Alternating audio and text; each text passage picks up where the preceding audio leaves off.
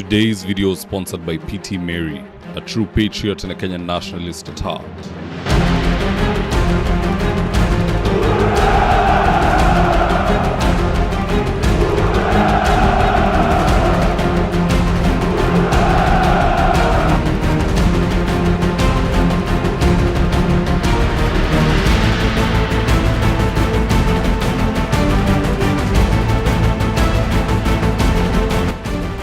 Stand by for debrief in 3, 2, 1. You know, we have a very tribal government. And I say this because from how I see things, these guys are convinced that the best way to punish Mlima Kenya is to target all the traders and all the landlords in Nairobi. And I'll give you examples of both of this. Let's start off with the traders. This year alone, Ruto has ordered the demolition of stalls in Roysambu, Githurai, and as we speak, they have now arrived at Toy Market. Just check this out.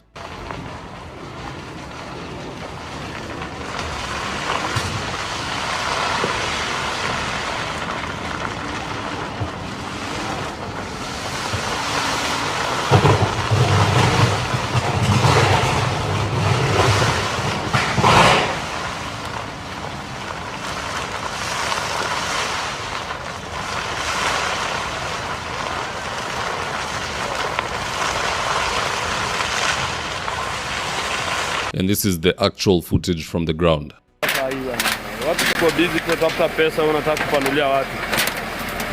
Acha nimkule block hapo kwanza. Acha nimkule block. Huyu nani huyu?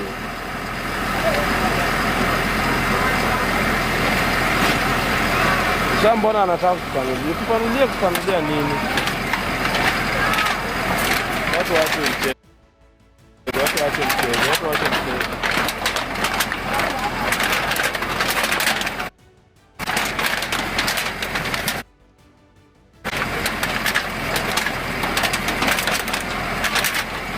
Bana jo, hata anashangaza. Huku ni Toy Market.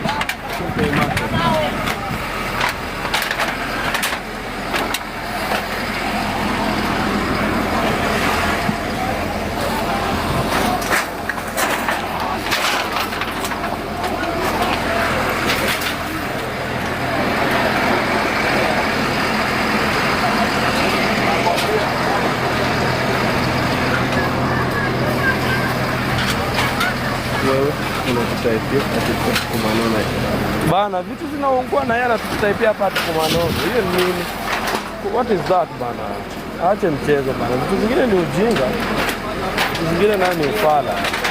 Vitu zote zimeungua, yana tutaipia tukumanono. Imagine. Hakuna casualties actually. Yeah. It's a market.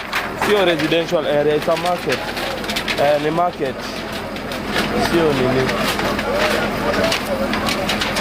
It is a market.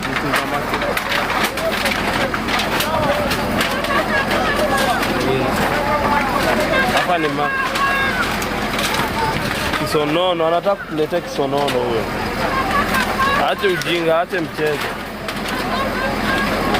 Now there's a perfectly good reason why in Githurai people are chased via demolitions and in Toy Market people are chased through fires. You see, the Githurai traders are 90% Kikuyu and in Toy Market it's 40% Luos, 60% Kikuyu. So to avoid irritating the Luo traders who are in broad-based, the government has decided to make this entire thing look natural when it's not. Hii ni mtu ametumwa aende achome, but fortunately the people are not stupid. They tried this same time last year, and when Sakaja went to tour the area to try and quell the fire, this is what they did to him.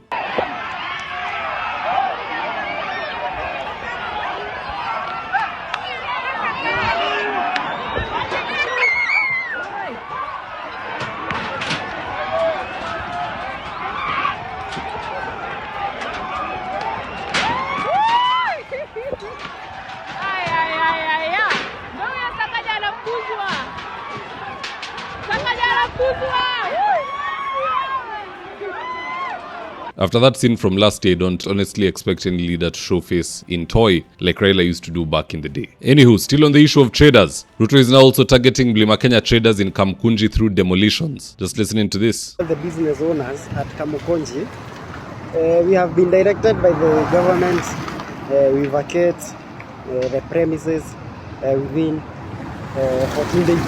And those 14 days, they have started because leo tuko day 4. So It's a warning yenye tumepewa na government.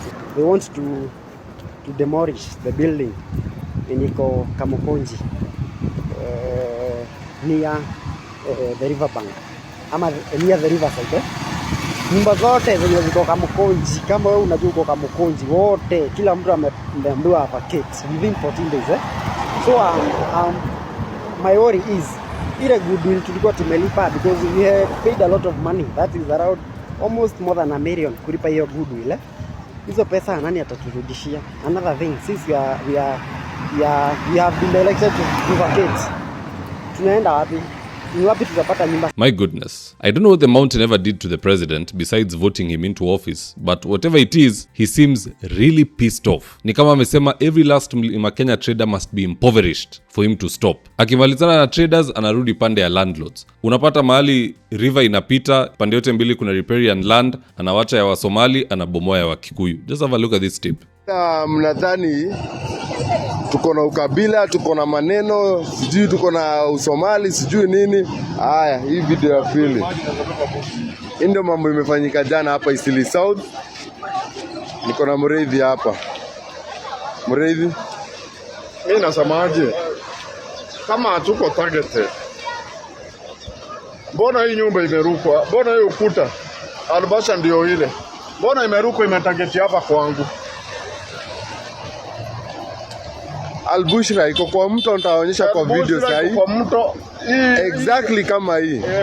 Na hii imekuja imeguswa, lakini Albushra mahali wa Somali wanakaa haijaguzwa. Kwa nini? Hiyo ndio swali yetu. Na sasa nimekuja hii pande nyingine ya Albushra. Mto ndio hii. Wa Somali ndio hawa. Nywele ngumu wanabomolewa ile side. Wa Somali hapa ndio hawa wameachwa.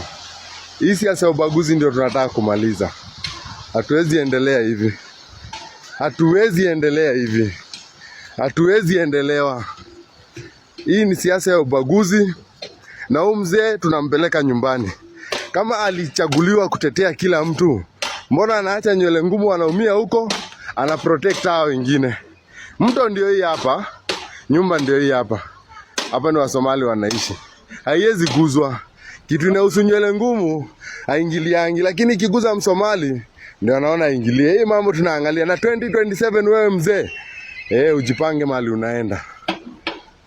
And then people want to tell me that this is not a tribal country. These guys have figured out, like I said earlier, the only way to antagonize the mountain. Go after the landlords, sababu ni wao. Go after the traders, sababu ni wao. And I can assure you the third industry they're going to touch is the transport industry. It's sad, but this is what the president is doing. And his administration. You know, watu wengine wao wanasema ati unaingilia rais. Yeye mwenyewe alisema the buck stops with him. He's the head of state. Serikali itabomoa na yeye ajui. Tena wanabomoa every other day wakichoma mahali zingine. And he's not putting a stop to it. Or can we only attribute the good things to Ruto? Wakipita by election tuseme he's a genius. Vitu zikibomolewa tuseme si yeye. Hiyo ni waziri fulani ama ni kikundi fulani. Or it is a certain court order. No, it all goes back to him. These are things they have planned in the boardrooms and bedrooms. Na sasa ndo tunaziona zina manifest in reality. I think the only way forward for this country ni kutoa tu jamaa. The demolitions will not stop. Traders will not have peace for as long as this is the government of the day. We need a change of guard in 2027. So hakikisha umechukua kitambulisho. Baada ya kuchukua kitambulisho, chukua kura. Baada ya kuchukua kura, enda upige kura. Na ukipiga kura, kaa hapo ulinde hiyo kura. Sababu hawa watu ni wezi. Wezi wa hatari sana. Wale wa kimabavu. But anywho guys, that's just my take on the matter. Do drop me your comments in the comment section below and I'll do best to read them and to give you a response. So with that, here today's Ads of the Day. Right now, I'm with my team headed to a client's house in Ruto for consultation. That is to take measurements of the windows, go through our catalog with the client,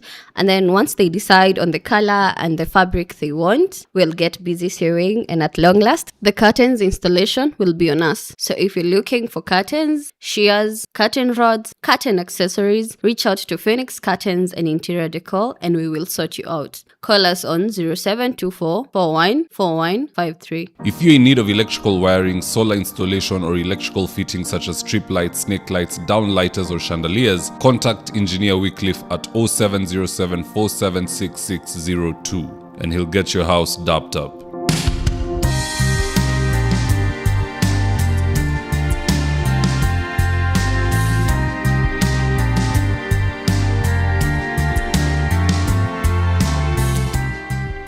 if you're here for the first time, please go on and hit the subscribe button. And if you're watching for a different platform, just head on over to YouTube, search for David Wafula, hit the subscribe button. You're going to be getting a ton of content of this nature. If politics is something you're passionate about, this is definitely the one channel that you really need to subscribe to.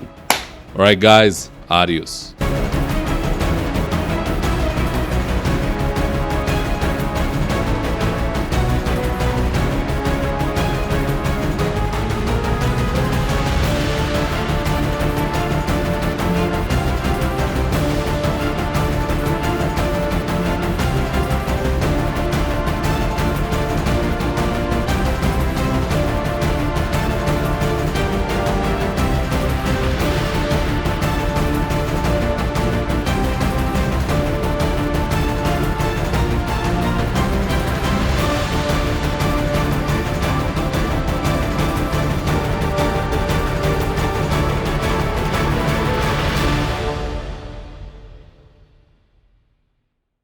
Thank you for choosing David Wafula as your primary news platform. We put countless hours in research, recording, and editing. By showing up each and every day to watch our videos, you encourage us to generate more videos for the viewers. We are on a mission to inform, educate, and build a better tomorrow. To our thousands of followers in a world full of presidents, kings, and queens, you are the real gem. Adios.